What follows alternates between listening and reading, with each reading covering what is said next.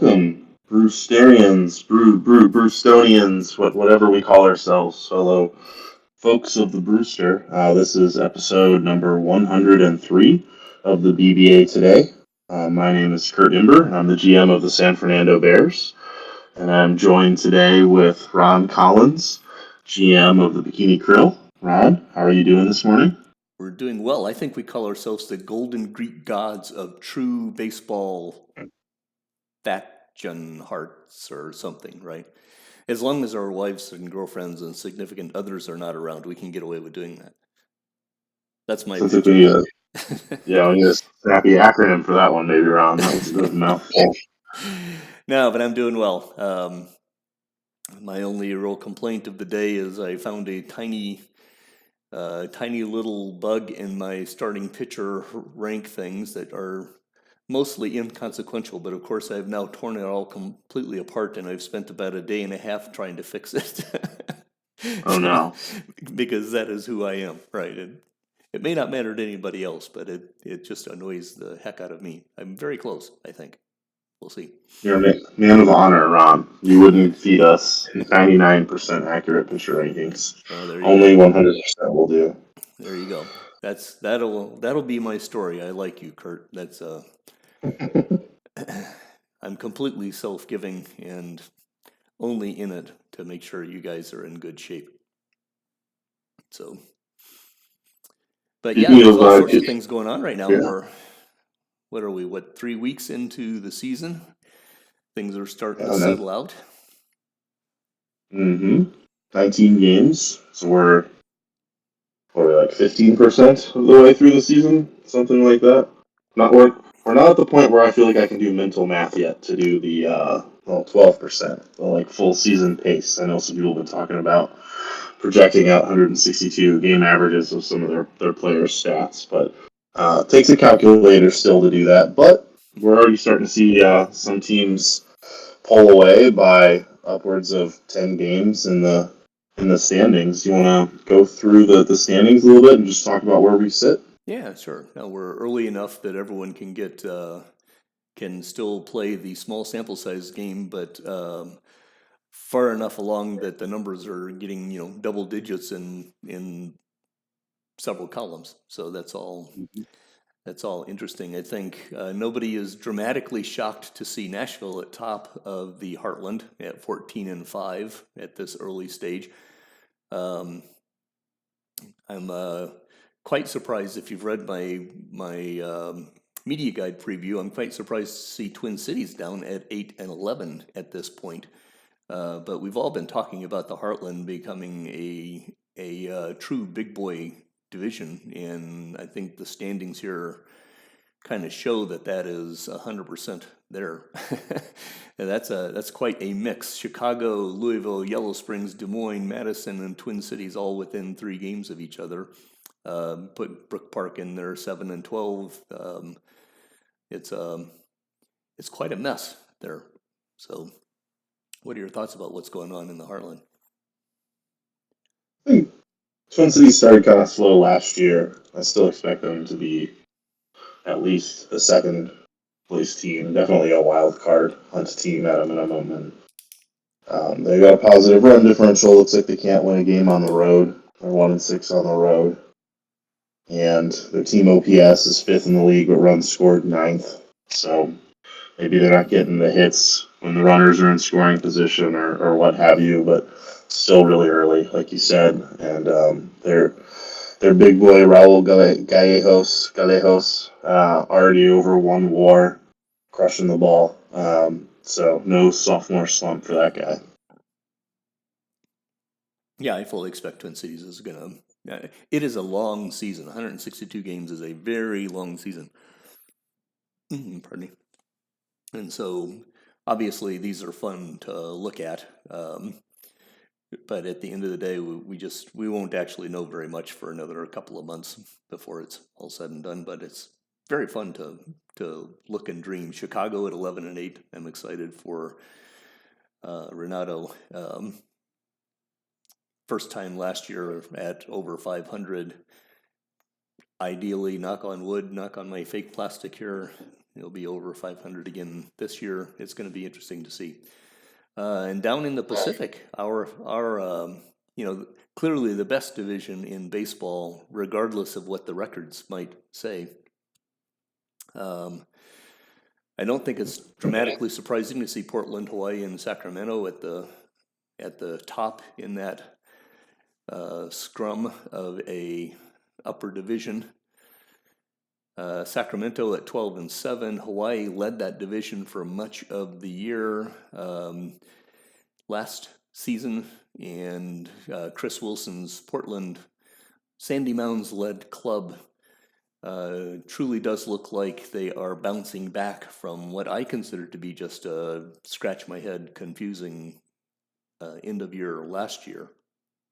So I don't know that there's that many vast surprises in the Pacific, except for your San Fernando Bears are sitting down at 6-13, and I would not have projected that. I mean, I could say Vancouver's having a bit of a strange start, but they're 500, and five good teams can play 500 for 20 games. That's not too surprising. I'm interested in what's going on in San Fernando. What's your take on this 6-13 start for your beloved Bears? We just can't do anything right. I was worried about my starting pitching, but I thought every other aspect of the team was pretty solid. And other than hitting home runs, the team hasn't really done anything. I still think we're going to play defense. I think the bullpen's pretty solid, so I don't think we're going to have a terrible bullpen. I would think the home runs will lead to some runs eventually, but I might just have really bad starting pitching. And if you have bad starting pitching, it's hard to even have a winning record. So I don't know. I'm going to try to be patient and wait till at least mid-May, late May, before I really make any too snap decisions. But it's kind of a transitionary year, so maybe I just need to trade off some expiring contracts. I can't imagine doing like a full rebuild and trading Yu Suzuki or anything like that, but see how things go over the next month. Yep, there you go. No, it's definitely, it is, there may be nothing better for us Brewster Golden Greek God, whatever as we want to call ourselves, than having an out-of-the-park team that is performing really well. There may be nothing more frustrating than having a team that is not quite reaching the pedals. I would not have suggested that San Fernando would be... Obviously, I don't think that your Bears are going to win the division. Anything is still possible, but 6-13 makes me scratch my head. So if I were in your shoes, I'd be ready to eat my shoes or something. Yeah, I think you posted that thing about the defense between shortstops and third baseman. Who's making the most plays on balls in that hole, and I think I was like second to last. With my 10 range rookie shortstop, Jason Stewart. And that's like a thing. A lot of people like to think defense doesn't really vary or slump, but it can, and hopefully that's just a small sample size thing. But when I see that's the kind of thing that just makes me put my arms up and say, like, well, defense is pretty straightforward. There's like 4 ratings, and you would think the 10 range, 9 arm guy could make some plays in the hole. So we'll see what happens. No, if I get a chance, I will do that at the end of the season.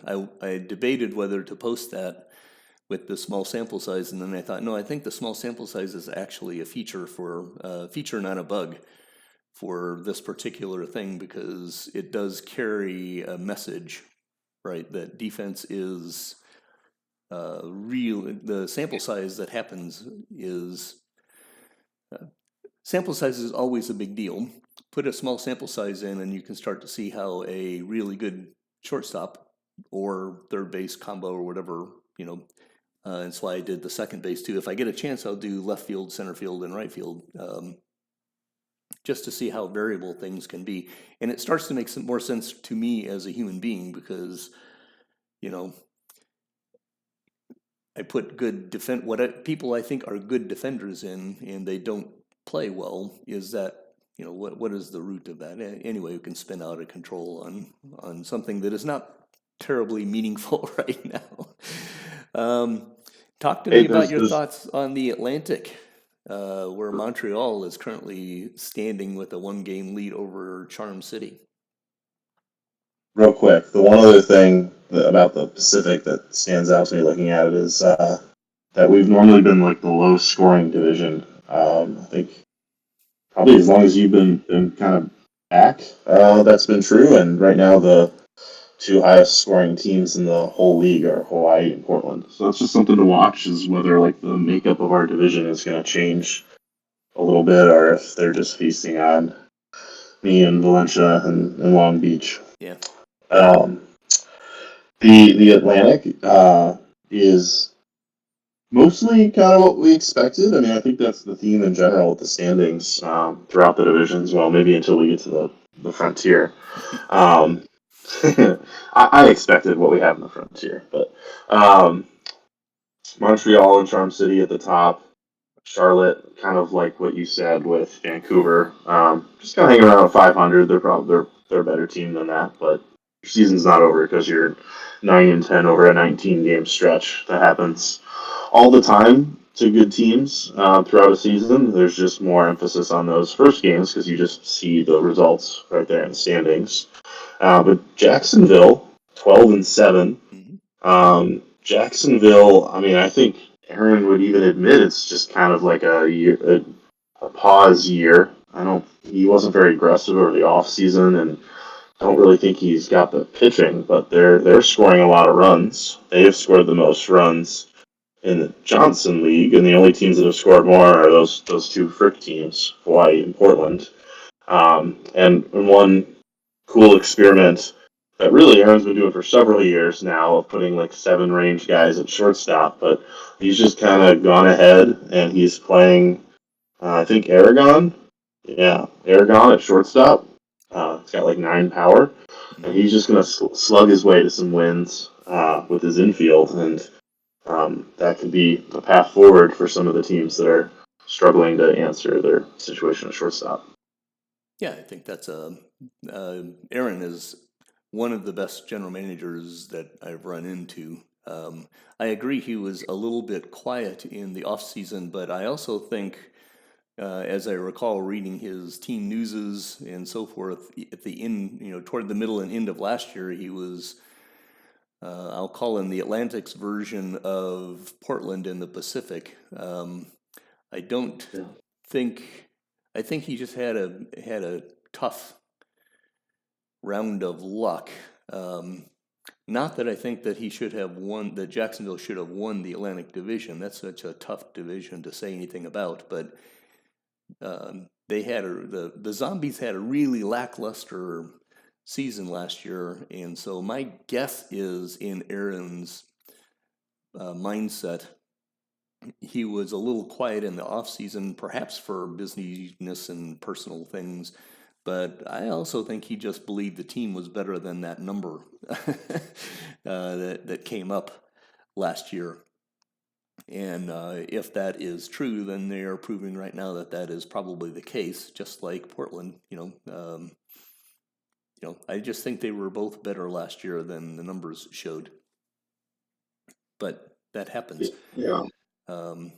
So we will see. I'm a little bit surprised to see Cape Fear is down at 7-12. They're not quite the 6. At this stage, 1 win makes things look different, right? Your 6-13 looks scary to me. 7-12 makes me just kind of go, I wonder what's going on there. Like to see Cobble Hill winning a few games. Go shoeless. That should be fun to watch.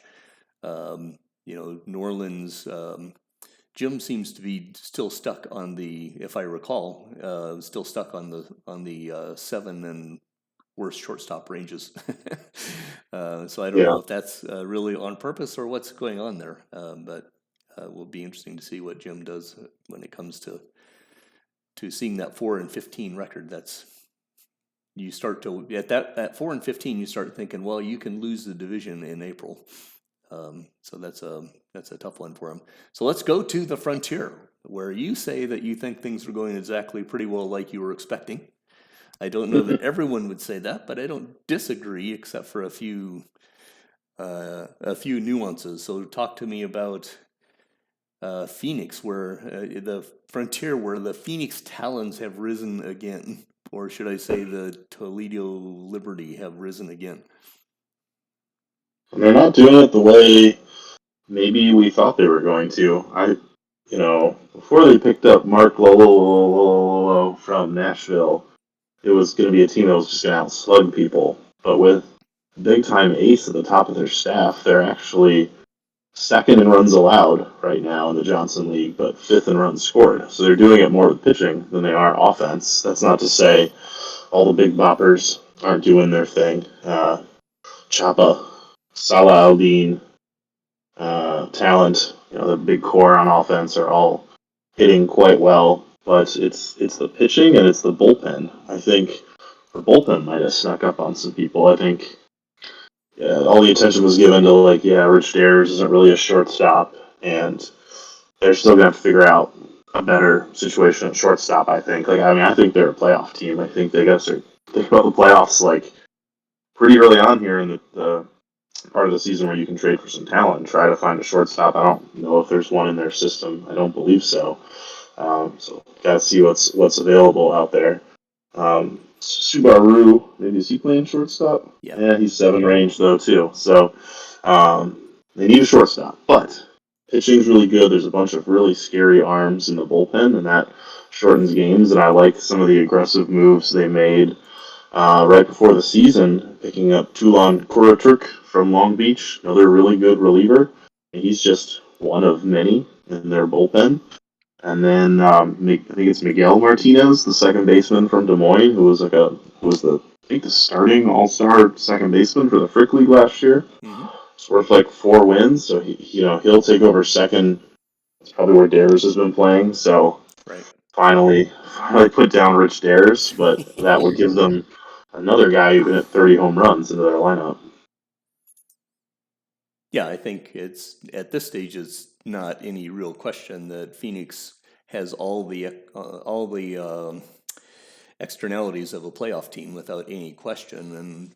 And I remember 3 weeks ago, whenever I was having that chat with the commish, and he was kind of scratching his head a little bit about Phoenix being considered to be a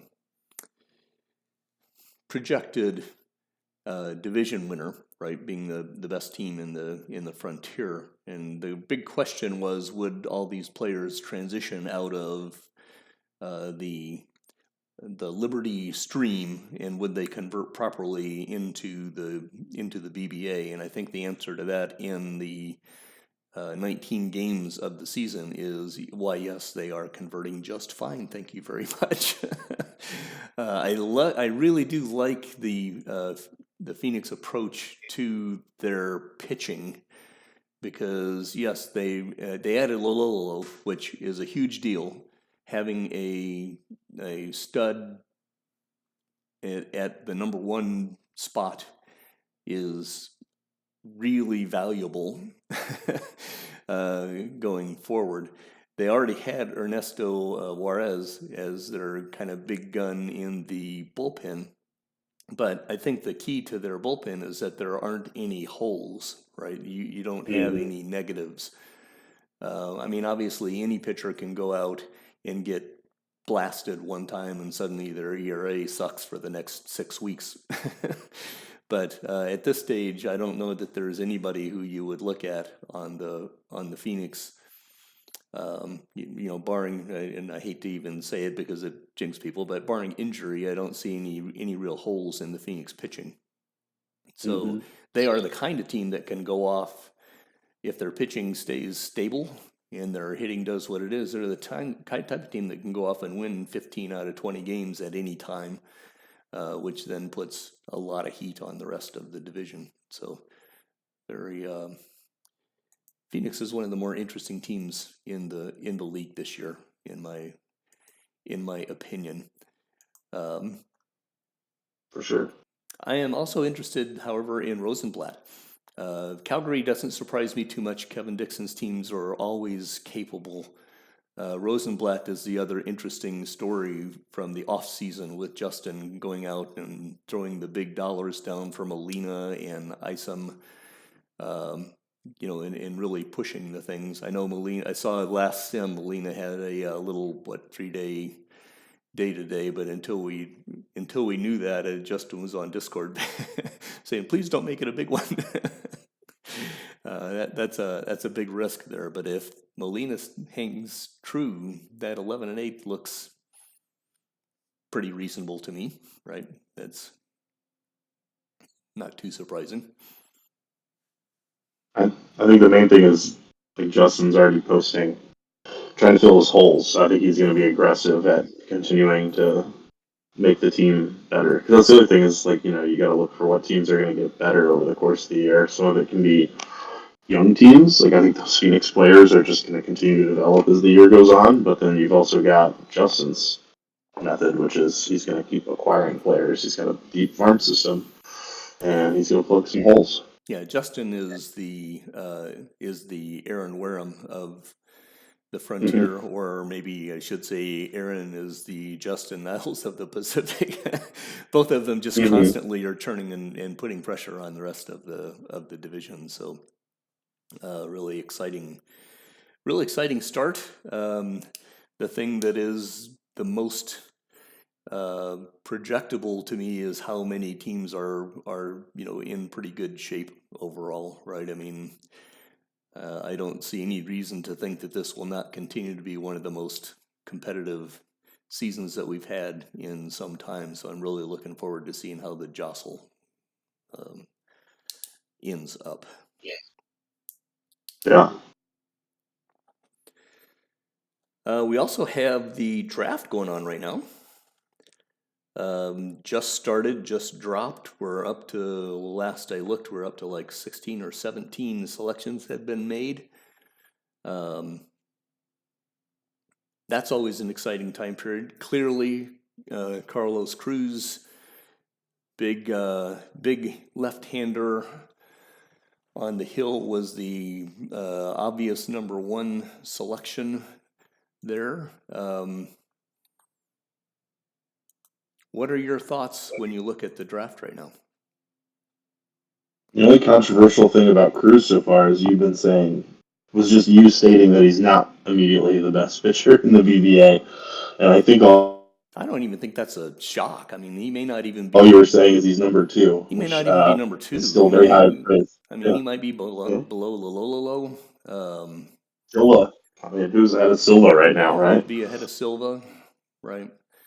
So, but he's going to make a big impact immediately because he's pretty much already developed. And I wonder if Madison will give him a start in the minors or just put him right into the rotation and really make the Heartland even more interesting. Right now, people are racking up the wins against Madison, but you don't want to see Cruz lining up against you in a series. Ron, I'm kind of curious to hear how you just would characterize the draft pool this year. There's been a lot of chatter about that, and I think the guy that you drafted in the first round is particularly emblematic of the way a lot of the players look. So you took Paul Glass, starting pitcher who is also almost fully developed, but he's missing a point in one really key category. He's nearly maxed on the scale in movement and control. He's 8 in both of those. He's got 9 control potential, but currently 2 stuff. It's a really weird looking profile. He's got 3 stuff potential. It's hard to see him going above 3 stuff because his pitches are a 3 potential fastball, 3 sinker, 3 curve, and 4 changeup. So I think the pool is just littered with these kind of guys who are like really good in like 4 of the 5 categories, and then one category that can pretty much torpedo like your whole profile, like a strikeout rate with the batters. What do you think's going to happen with these guys? Like, I think maybe some of the edges will be smoothed, and there will be some. They'll lose some of their 11 power and maybe end up with 4 avoid K, and that might happen. But I also think it might just be kind of a boom and bust pool where some people are going to get absolute superstars, and then it will have a really low success rate from the first round. What do you think on that topic? I don't know. I think a lot can be said about a person, about a general manager, based on the way they look at drafts across the board, right? I admit I have a Pollyannish kind of frame of mind when it comes to certain players or to classes and things like that. I think things kind of work out one way or the other. And yeah, I've seen a lot of. I agree fundamentally with the idea, and I think I've even posted that this class has a lot of players who are extremely interesting but have their flaws, right? That's when I say that, I still think this is a great class, right? Me too. I think it is a fantastic class. I think there are like 8 or 10 players I would love to just, if you give me like 8 players right now, I promise I won't draft the rest of the thing, right? I would love to have many of these guys. So many guys with like 11 power or just really big ratings that can be super valuable. Yeah. And we see a lot of like muted classes without anything like that. Yeah. Now I think, I would love to have classes that have 3 and 4 and 5 kind of Hall of Fame kind of creds coming in. That happens on very rare occasion in real life, right? But at the end of the day, most of the time, you're not looking at real, if you're talking about a real class, you're not talking about guys who are probably going to be 7 WAR, make a difference kind of players right now. Phil Glass, there's a non-zero chance that he's going to go get plugged into my starting rotation right now. I'm not certain about that yet. There are some other issues going on. Because, in the gamified theory, yes, his stuff is extremely low, and I debate whether I should just plug him in. I made a post. Should I just plug him into my rookie league and let him pitch? Because my coach there is a specialist in power pitchers, and would that mean that he'd be more likely to gain stuff there? I have no clue. Right? And so if he's going to play in the minors, though, he's going to play in rookie ball for a little while to see if I can have him get mentored by one of the strongest power pitchers that has ever been in Seattle, as far as that's concerned. Hector Marquez is a big name for us, so that would be a fun storyline too. I don't know. I think a lot of these guys are going to be the guys who are going to put up 3 and 4 WAR in a season, right? And yeah, they're going to be. It hurts my aesthetic to see so many superpower hitters that have avoid Ks of 3s and 2s, right? Same thing as Glass. They're 3s and 2s. So when Glass faces one of these guys, I'm going to win a bunch, right? Because no, he's not going to strike out a whole bunch of guys, except for these guys who have 2 avoid Ks. Those guys are going to strike out 180 times against Phil Glass, right? They're going to strike out 250 times against Lololo. But I don't know. The game is doing some interesting things on player creation. I think there are a lot of really good players here. The only thing I would like to see more, if I'm going to complain about the class, is I would like to see some more actual, at least fringe prospects who are up the middle. There's a lot of interesting catchers out there, but not so many. Yeah, not so many center fielders and second basemen and shortstops. And if I were asking for a class that met my aesthetics, I would like to see some guys who you'd look at and say, well, I'm going to try to plug him in at shortstop and see if he works. More 8 ranges with a little bit of offense. Those are kind of hard to find. Right now, this class only had Edgar Thomas at second base, who I think is a fantastic pickup for was it San Antonio? I think took Edgar Thomas. So, but again, half of the BBA always hates the draft classes. Half the 30% of the BBA think they're fine, and I'm in the usual 10 to 20% who think, oh, this is really interesting. I love these guys. Let me dig down into them and see what's happening. But then I'm one of the guys who's usually out there at draft number round 15 and 17 and 18 and thinking, oh, I can use that guy, right? So I don't know. My system's usually filled with kind of well-rounded players. I really like guys I love pitchers that are like 6 stuff, 6 movement, 6 control. And it's kind of the opposite of the shoeless approach. He wants to see an 11 or 12 or something in one of the ratings, and he'll sacrifice a category or two. So even though that's usually what I go for, I'm becoming aware that I need some of these boomer bust type guys. So I'm just excited to grab a couple of these and supplement my otherwise kind of safe style with some players who have some like superstar potential. Because so far putting 2 and 3 war guys at every position has only kind of taken me so far, and so I think I'm going to get a couple. And I have the one supplemental pick at the end of the first round, so maybe to make like two out of 10 picks towards the end of the round, and hopefully some of these interesting guys are still available for me. Yeah, and maybe that also goes into the mindset of roster construction. I liked Shoeless's conversation about Cobble Hill in particular, which I think is an affectation that he is putting on at 11, turning the knob to 11 for the aspect of building a team. But if you look at Shoeless's teams, he almost always has guys who are spiked on contact, obviously, but he rarely punts a position. He rarely punts everything. Unless you have a guy who's just spiked on contact, he's willing to go down a little bit lower on power, but he's not going down on I or avoid K if he possibly can, right? He just would prefer that kind of player. You don't see him rostering somebody who just can't play. If he doesn't have those spikes, then yeah, he's looking for utility, guys who can do everything across the board.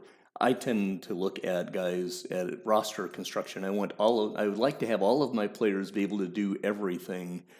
But then, yes, when I have a superstar in a place, which I need one, and I would love to have, I drafted Benji Amberman with the idea that they were going to be, completely Wade Boggsian, right? No power, but everything else was going to be fine. So there's a big hole. Obviously, Benji Amberman has not developed in that fashion, but that's the roster construction concept that I have. Is if you don't have that superstar someplace, you better have completely even, because I'd like to have my foundation completely capable of doing something at a pinch. So I look at these guys too, and I think even Phil Glass is probably never going to be an all-star, but he might be. And I would actually suggest people look up Colin Julian from my old Yellow Springs days, because he's a guy that actually I think that Matt brought him onto my team when he was running my team for a couple of weeks. But I latched onto him, and he was our almost zero stuff, massive everything else superstar out of the bullpen for about 3 years until he dropped his control, I think, fell off. So the point being, some of these guys are going to be superstars too. A couple of them, the real high-end guys. I mean, Vancouver just picked up Jose Cabrera in center field, right? That guy could end up being massive. 12 on the 19th round or 19th selection, right? So, but the point is, they're not slam dunks. So if you are expecting your guys to be slam dunks right now, you probably are uncomfortable with this particular draft. But that's, for my aesthetic, Well, I like that. and that's not to say there aren't fully developed players, though, either. Like there has been now for several drafts, and there's been a couple relievers taken that don't look like they need to throw a single pitch in the minors. So if that's your prerogative, there's those guys. Edgar Thomas, you mentioned earlier, is pretty close to fully developed. He looks like he might spend like a year in the minors. Yeah. Boise just picked up They're out there. Cornelio Martinez, who's ready to pitch. Right. I mean, there was a Yeah. reasonable chance I would have picked him up if he was available. Yeah, he's got some personality issues, but if you've got a decent enough structure around him, the team can take care of that. Right. How many relievers is too many relievers, though, Ron? I was trying to figure out if I was even willing to take a reliever in the first round 2 years in a row. Don't you already have 8 stud relievers? Where are you going to put the guy? Well, you can always use another arm. Yeah. Well, You never know. and But go to yeah, a modified Martinez is three-man rotation. yeah. I mean, I've been debating actually going to a four-man rotation with setting pitches at like 60 or something like that. The only Mm-hmm. problem is I'd like to have Warboys and Nakamura in particular throwing full games. But yeah, I mean, Martinez is probably a top 10% reliever being plugged in right now. So, I don't. Then that's people don't want to draft relievers in the first round because that's kind of a classic baseball thing. But the game is also revolving now around around the bullpen. So, how many arms do you need? If you're in the majors, you need about 18 arms. In the BBA, you need about 14 to deal Yeah. with injuries and But things like also, that. it gets kind of paradoxical, too, because relievers are volatile. So sometimes I convince myself, like, well, I don't want to take this really good reliever in the draft because he's still going to have bad years because it's kind of small samples and that's the nature of relief pitching. But also, if you have 10 of them, a couple of them can have bad years, but in the aggregate, you're going to have a really good bullpen. Yeah. And I think that's kind of what your team has done. Like a couple of your guys have had down years here and there, but at the end of the year, you should have one of the best And the bullpen hard part areas in the about league. bullpens is, deciding what is a bad year. I mean, Mm-hmm. a guy comes up, Winston Morris posts a 4.2 ERA this year, let's say. Did he have a bad Mm-hmm. year?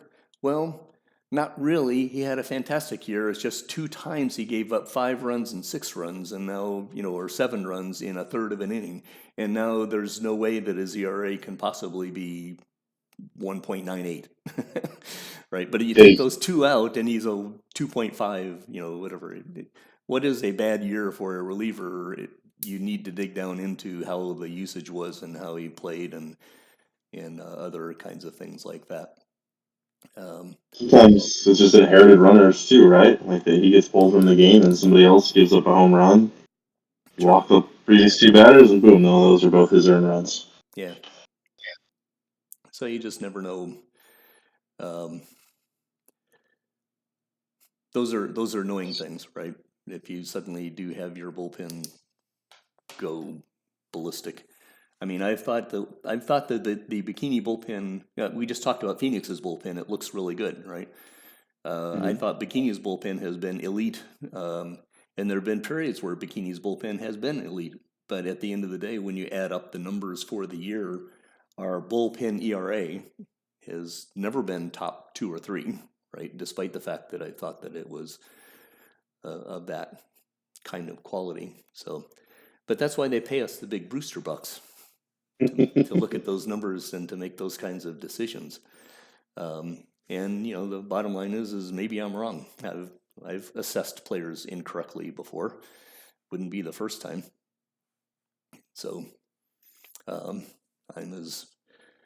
think every general manager in the the Brewster is subject to becoming falling into players that are their favorites, or pretending small sample size when in reality it's not that small of a sample size, or sometimes you just get random luck and it's bad news. Sometimes Portland doesn't play as well as you think they ought to. That's part of the fun, I guess. Well,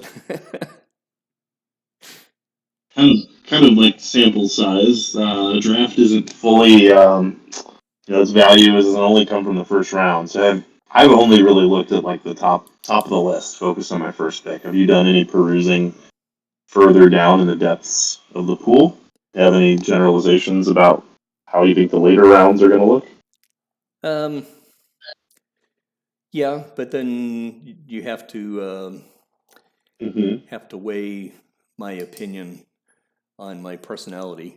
My opinion is, especially this past about 3 to 4 years, and this year seems to be about the same, is the draft is massively deep in really interesting players.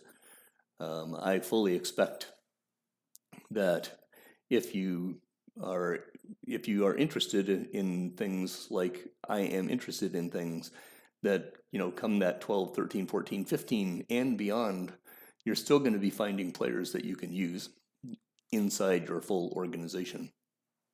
And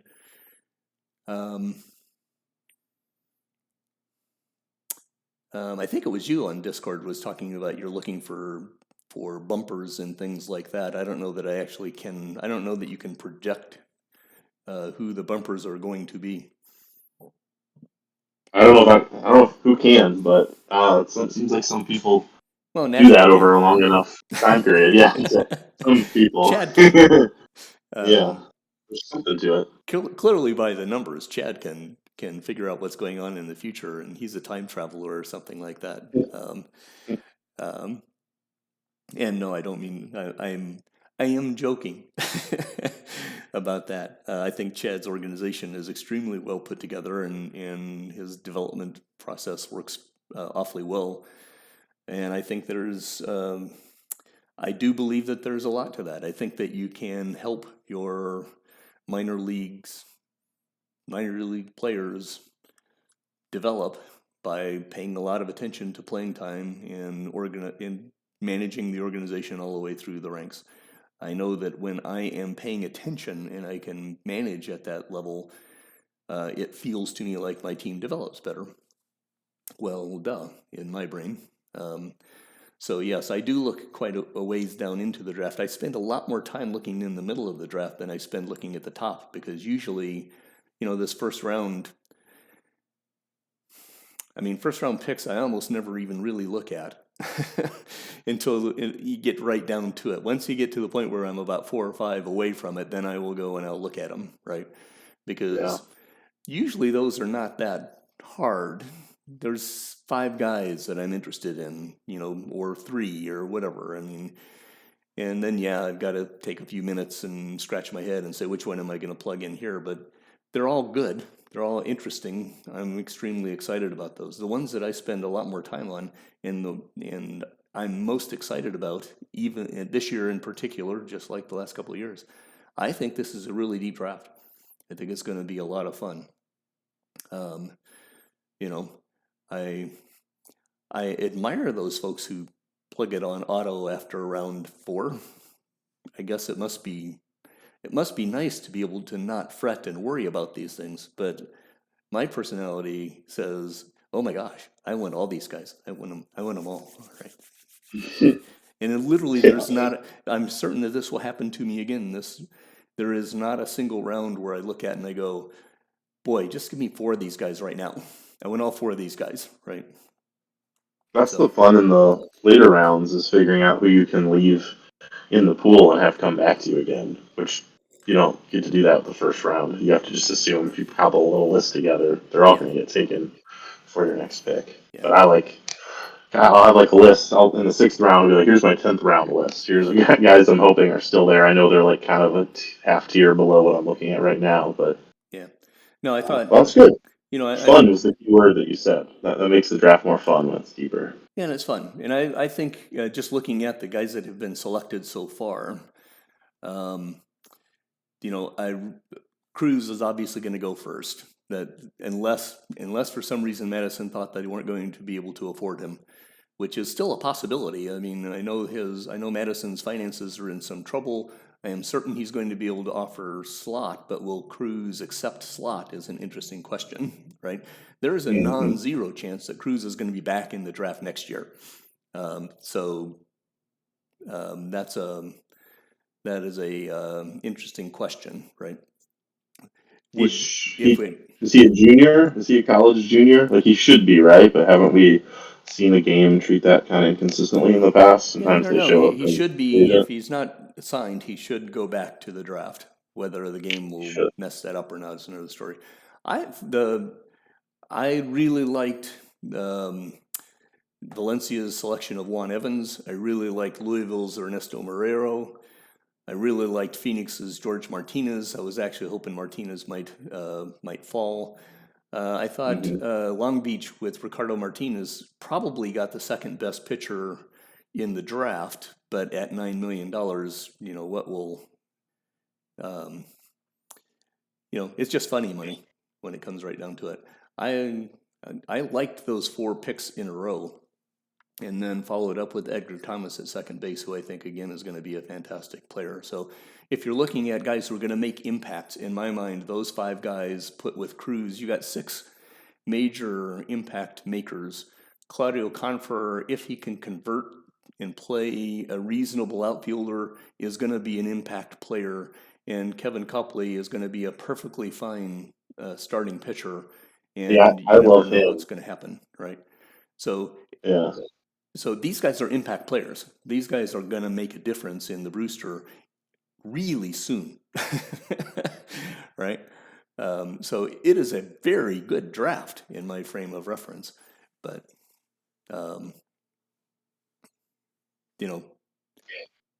you can go ahead and screenshot that one for me too. My Cruz is no David Molina. I'll stand with that. I don't think Cruz is going to have anywhere near the raw value of David Molina if you were to start them both at 20 years old. When Molina came into the league, he was scintillating. He was just scintillating, right? Cruz is not going to be that. Cruz is going to be extremely good, but he is not going to just come into the league and suddenly dominate everything. He's going to be like the top 5 pitcher in the league, which is, there's no, I am not cutting on Carlos Cruz by saying he's no David Molina. I just think people have kind of missed and or forgotten exactly how dominating Molina was when he first came into the league. Or they're stuck on the recency bias of, yes, if I were truly starting somebody at Molina, if I had my choice of Molina at 28 and fragile and Carlos Cruz to start my organization, obviously I would take Cruz. If I had my choice of who was going to lead me to the Monty, it would be David Molina. That's my story, and I'll stick with it. Anyway, actually, you brought up the Talons making some trades. We also want to talk a little bit. Let's talk about those sets of trades. I'm interested in Phoenix, obviously, but there's also a big trade from Austin, right, to Montreal with a guy who looks like a super top prospect in Marinus. What's his first name? It starts with a P. Petru Marinus. And that created all sorts of flurry. What's your take on the Petru Marinus deal going from Austin to Montreal? Montreal has to now roster Marinus for the whole season. Thoughts? Yeah. Wow. He hasn't played yet, Marinus, so this next sim, maybe we'll get our first chance to see him on the field. A lot of, the governing board had to review the trade because so many players were involved. It was an 8-for-1 trade, plus $5 million in cash. I thought the market was going to be about $5 million in cash. I thought So I thought all 8 players was like additional payment beyond how I thought he was going to be valued in the marketplace. So when that happens, you always want to kind of pause, especially when such a sly GM like Bob Broom and the Broom family is behind it. What am I missing? Like, kind of question your own perspective on it, because everything my brain's telling me is that this isn't going to work out for them. They're trading for a fragile player who I think needs like 2 or 3 years of development. He's not really going to get it if he doesn't play. Montreal's really good, so he's not going to play.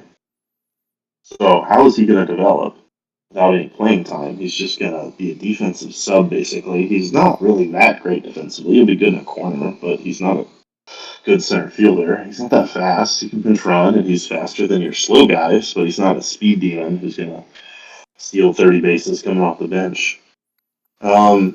So I still don't totally get it. And Montreal already has their own version of him, Suds. Can't remember Suds' full name, but Suds is another one of those guys who's out of options. Now they got 2 guys doing that. They're gonna need to have a very flexible roster to make it work. I think all the guys they traded, they're either like IFA first baseman or somewhat low ceiling guys. Nobody they're gonna really miss. I'm sure they looked at their depth chart and said these are the guys we can let go.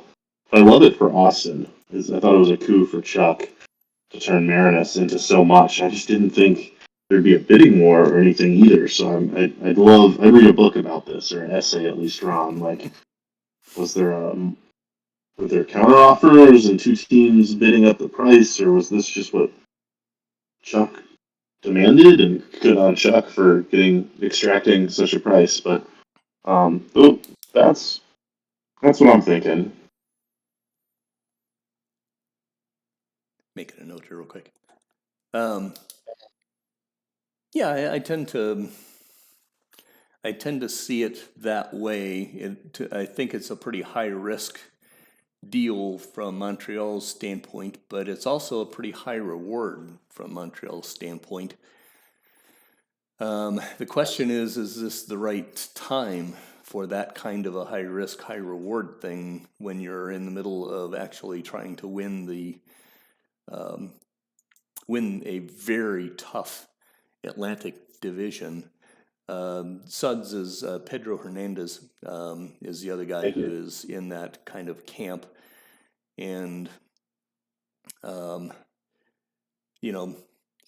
Marinus is a better prospect than Hernandez. I think before that's all said and done, he's clearly registered high on the out of the park thing. I'm certain that that Bob and Eric have insider take to their own system, right, as to where Marinus fits in the overall scheme of things. I think the outfield range, Marinus, assuming he's mid to high 8s, he could play center fielder with that kind of offense.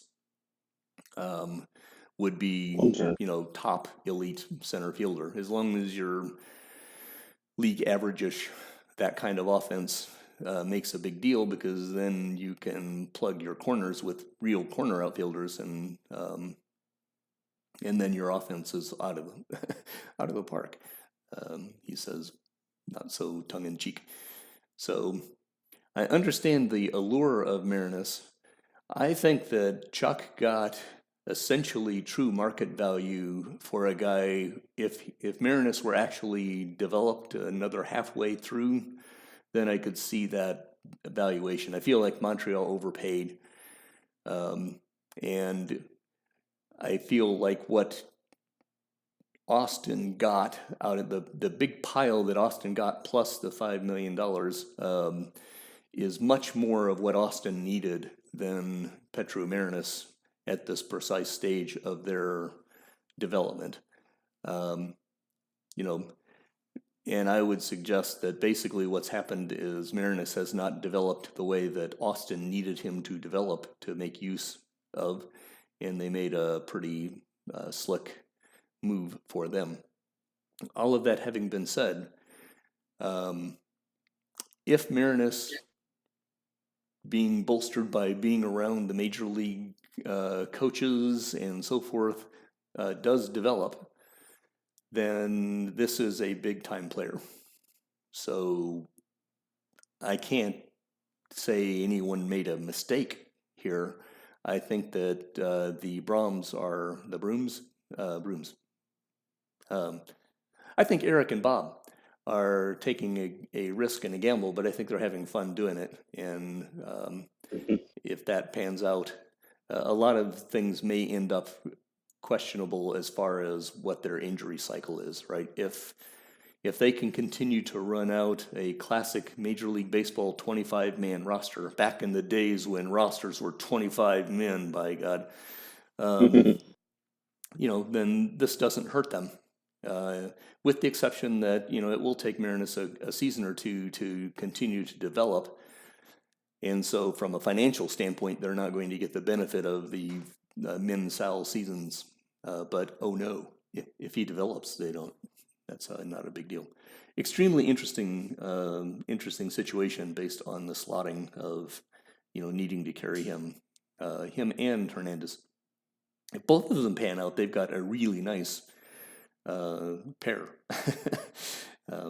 But I would guess that the random numbers will say that one might and the other one would probably not. Yeah, it's a shame for them. One of them isn't a shortstop or something, too. Just so that you can have two defensive sub outfielders. There you go. But let's go back to Phoenix, because we talked a little bit about, I think it was Miguel Martinez. You mentioned, basically Phoenix has made another interesting trade of the moment, or set of trades of the moment, where they picked up Long Beach's reliever, what's his first name, Karachuk, Lon. Yeah. Lon, and then second baseman, you were talking about Miguel Martinez from Des Moines, who is clearly a major upgrade to Rich Dares, who we shall hate forever. The interesting thing to me is both of those guys are on one-year deals. It's basically 14 or 15 million. They add up their overall salaries that Phoenix took on. When I interpret what they're doing there, I'd say, they went out and they sold a bunch of future for Lololo. They've got all their Liberty guys showing up. Here's two guys who can play but are a little bit pricey. This set of moves made complete sense to me for Sean in Phoenix, because they basically, I think, are Phoenix and the Denny's sponsors, Denny's and Subaru sponsors, which is why Subaru probably has to play shortstop forever. I think there's probably a corporate deal going on. But basically, this is, in my mind, this is Sean planting the flag and saying, we're going to win the Frontier right now. This is the deal. Don't care about the money. Don't care about anything else. We're gonna make this happen. And was it Korchuk? I think he only had to pay a $1 for. So took on $13 million in payroll, but they're still only at like 78-ish million in payroll. I mean, there's still room to add another contract like this, and just you're gonna get some playoff money.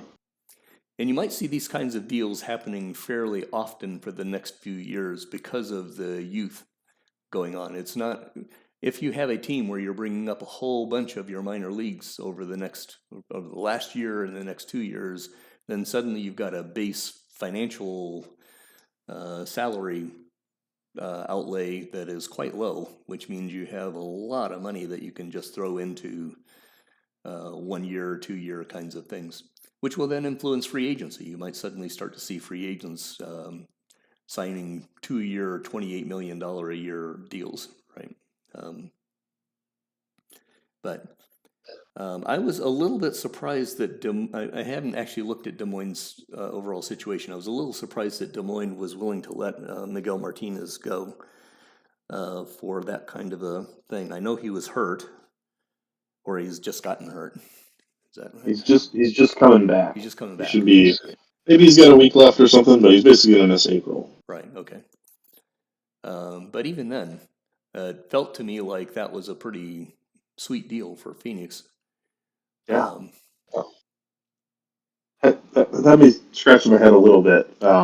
Jesse likes the young second baseman he's playing now. What's that guy's name? Yeah, how's he doing? Do you have his page up? Yeah. It's early, but is he hit the ground running? Yeah. Yeah, he's Okay. doing well, and he's a solid player he's without any question. Yeah. So maybe one thing that happens is the GM that owns the player always is a little more in tune with their development than anybody else is. So maybe under the hood, Martinez, there's a couple things that were kind of scaring him. I know in my perception in real life is unless they're a Hall of Fame caliber second baseman turning 30 years old, it's always a little scary. Because their tools are a little. They didn't quite have the tools to stay at shortstop. So now you lose a step, you can't quite cover the ground at second, and you don't have the arm for third, and there's not a lot of places to go. I guess what makes Martinez a little different is he can clobber the ball, hit some home runs. It looks like he's still going to be able to do that. And he can run as well, which is a good sign for just general aging, I think. So maybe both teams will be happy. I don't know what Des Moines is going to do with that money. I don't remember them spending big in IFA or anything. Well, the point is they really didn't get much for him. They got $333,000. Well, 333, right? Yeah. So, and Des Moines also traded away a perfectly fine little backup catcher in that process. So they must really have wanted to get rid of Martinez. Yeah, the cap space. The only thing I can think of. I think they were flirting with being towards the top of the cap, and now they're down to $91 million. Okay, that makes a little more sense. If they're at 91, then they'd be at 97 or something like that. So yeah, they have the flexibility to add during the year. Maybe they expect to really need some pitching or something, so they want to be able to put money there. I mean, Des Moines has just been killing it offensively for several years. They probably figure they won't miss a step without Martinez. But I mean, he was 4 WAR. Starting all-star second baseman is what it is, and I would have thought they could have gotten more for him, even if this is the play to free it up. Yeah. But with the injury, they were scared. You know, they want to open up the 40-man spot maybe for opening day. There's so many variables, right? In the 4 contact for Martinez is a little bit worrisome. You know, I don't know if it dropped. If it dropped a little bit, then. So yeah, the idea of moving Martinez, this is probably a perfectly great time for Des Moines to move Martinez because they do have Rosito playing second base, and he's going to be a perfectly fine second baseman. And so the idea of moving him is not too surprising. The idea of moving him and another player for $300,000, it makes me scratch my head as far as could he have found a better deal. But it was an April 1st deal, so I'm sure it was a roster issue in some fashion or another. He had to move him, and so probably in the concept of always be closing, right?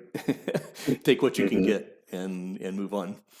I've made many deals where I knew I was not getting what I wanted, true value for the player, simply because it helped me move down the path. So I've not seen or heard Jesse actually talk about what his thoughts were in making that deal. But my guess is he has some alternative thing in his plan where this fits completely fine, and I can gin up an idea that works. But at the end of the day, Phoenix, I think, just made 2 really super deals on opening day that that just confirms my feel that they are bona fide. They're not going for the division; they're going for the playoffs. Right. Yes. Yep. Just need a shortstop. Doesn't even need to be a superstar. Just a 2 or 3 win shortstop. Let's Subaru be the team mascot or something. Find another way. Pedal that. Well, we've done lots of talking. We have not We have on the agenda things that we're thinking about talking about more waiver wire claims. You want to talk about that for a little bit, and then maybe we can push off the other two topics that we keep pushing off Yeah. for another session. What are your thoughts on the waiver wire so far this year? Opening day had a big waiver wire like it usually does. We'll probably continue to have a bit of a waiver wire glut as people go through their DFAs and things like that. Yeah. What are Over your 100. thoughts when you looked at the waiver wire? I think Rob counted for us and said it was over 100 players. So it was. I was expecting it to be kind of mind numbing to go through them. My takeaway, and I saw that you claimed a player, so you probably have a little different read on it, but I just didn't think, despite there being 100 players, that there was a whole lot out there, particularly on the pitching side. There were a few guys who can hit but can't really play defense types, some first basemen, and some guys who can field but can't hit, and if that was your specific need, you could find something there. The only player I really saw that I thought was noteworthy was just the other out of options, illegally signed IFA guy, and that went to Valencia. So Valencia was probably right at the top of their priority list was to get Jagara Ranjani out of Austin. So Austin wasn't able to find a trade partner for him. He's only 45 potential, so he's no Petru Marinus, but could be a really good player eventually. Athletic, listed as a center fielder. He's got 8 range, so could kind of go either way, but could make up 6 potential contacts, 6 potential power. But like Marinus, long way away from fulfilling that potential. But Valencia is in a position to just stash this guy on their roster. They're not trying to compete in the Atlantic or anything like that. So makes all kinds of sense for Greg. Yeah. No, I think waiver claims are kind of like Rule 5 claims to me, right? Because the advantage of waiting for the waiver wire, well, I mean, at the end of the day, they're quite equatable. So I think fundamentally, yeah, a bunch of players are going to go out on the waivers over the next couple of years, and that means that teams can kind of fill in the cracks. And I think there are a lot of guys there that were able to fill in the cracks. I did claim a guy, full disclosure, I don't know why I claimed the guy. In fact, I kind of didn't think that I had claimed the guy, but I did claim the guy, and so you will find him on waivers again. I actually, again, opening the door to the, maybe it was an intern of mine who misposted the whatever. But I saw that I had him and I went, oh, whoops.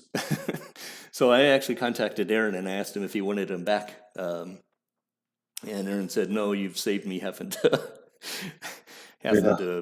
release him or whatever. So you'll find the guy I claim back on waivers in case anybody else is dying for him. I hovered over him for like a decent amount of time. He can hit a little bit, but he's a DH. Yeah. And there's just only so much playing time for DHs. Yeah, and I just don't have a spot to roster him. So, I guess technically, if nobody claims him, then I'll throw him down in my minors, I guess. Yeah. I don't know. We'll see what happens there.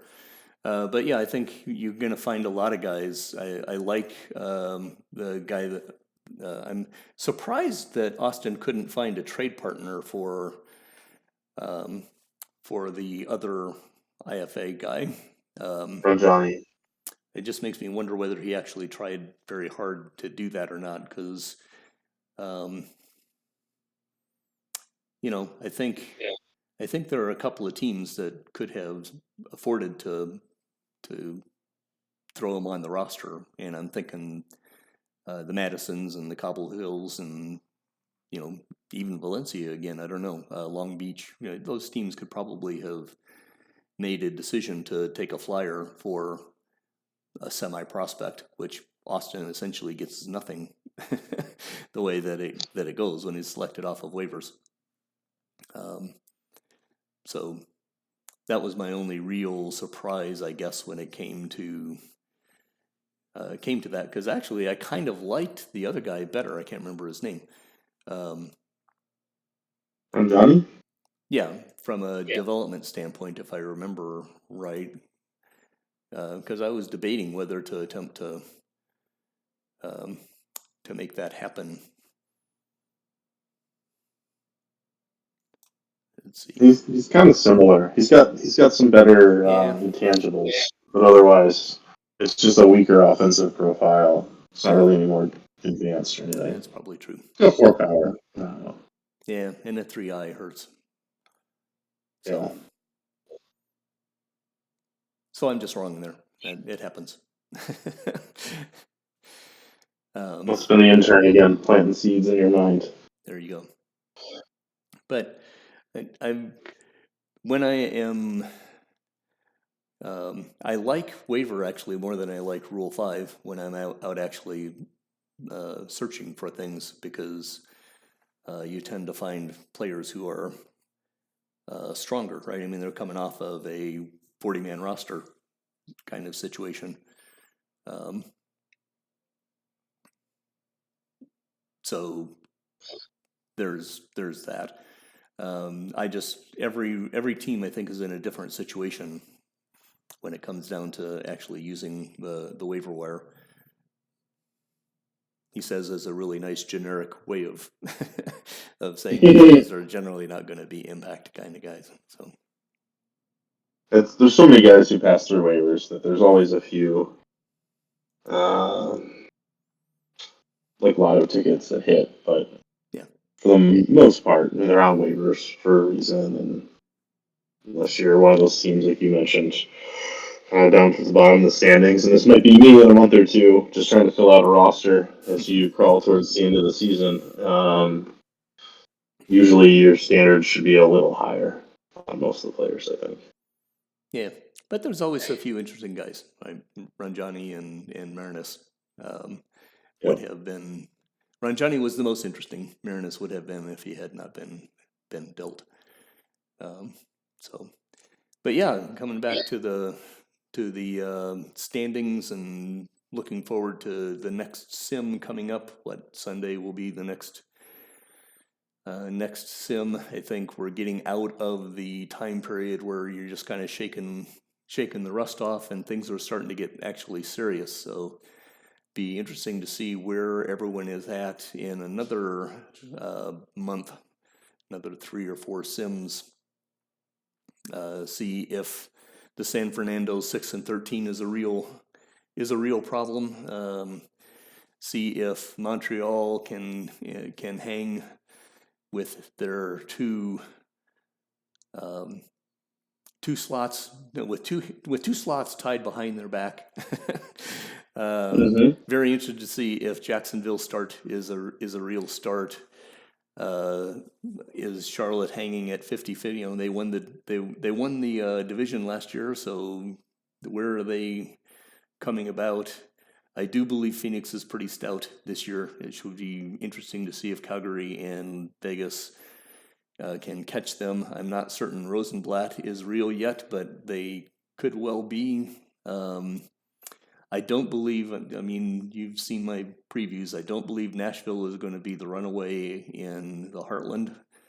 But somebody's going to have to step up and make that happen, and the guys make that change. And the guys that I thought were going to be making that push are now down toward the bottom. So if that's going to happen, they need to be doing it in the next, month or so. They need to. They can't let the Bluebirds get too far out ahead of them. And then I definitely think the Portland, Hawaii, Sacramento thing is going to be fascinating to watch as we roll through the rest of the Pacific schedule. So lots of exciting things going on. And then if you guys in Vancouver in particular, I think are a better, I'll throw myself in there. I say, the three of us have a reasonable expectation that in another month perhaps we can decide whether to actually go full bore or not. That'll be interesting. I'm very much excited about seeing how things go here. Yeah, nothing has thrown us off too much from our expectations that it's just going to be a really competitive season. Yep. Which makes the end game hard to predict. So that's kind of cool. The only thing that I can predict is that I think things are going to get really interesting. And knock on wood, it'll be interesting on all 4 divisions. That would be best. Yeah, 14-5 right now is the leader of the pack in each division, and nobody's going to play 737 win percentage baseball the whole season. So those teams are going to come back closer to 500 a little bit, and we'll see who gets closer to them. My one public service announcement before we sign off, Ron, is it's April 23rd, so I'm actually not super confident if it's right now or after Sunday's sim, but the opt-outs in the minor league contracts, those ones with like major league options, I think you'll still be able to retain those guys, and it's like the 30th day that they can opt out. So it's either I just went ahead and rostered a guy I had in the minors, so I want to be able to retain in advance of this sim. I'm worried that they'll opt out like as soon as it hits the 30th in the next sim. So just something for everybody to consider. If you're like me and you like to have a 45-man roster because you stashed some guys in AAA on those kinds of contracts, it's time to pay the piper and decide what you're going to do with them. There you go. No, that's wise. That's a good. I keep forgetting about that myself. So. Which is an easier way to review them. I just have to find myself going through every player's contract in AAA, figuring out which ones have to opt out or not. Yeah, that's out of the park. Could do some nicer things for us. Well, that's okay. We're a committed bunch, so I'm sure we'll have 32 GMs going through all their AAA contracts for this sim. Of course. Alrighty, that's because we are all Golden Greek, people to be looked up to and admired for our baseball acumen. It's so memorable that I think you've changed it each time you've tried to reference it. Well, so sooner or later we'll come up with something snappy, but for right now, that'll just have to do. Kurt, I appreciate your time here today. Thanks for chatting with me. Pleasure as always. Alrighty. Well, I think we will call that a episode. I think that makes us the end of the BBA Today number 103. Hope everyone has a fantastic day and good luck for the next sim or 3. Talk to you in May.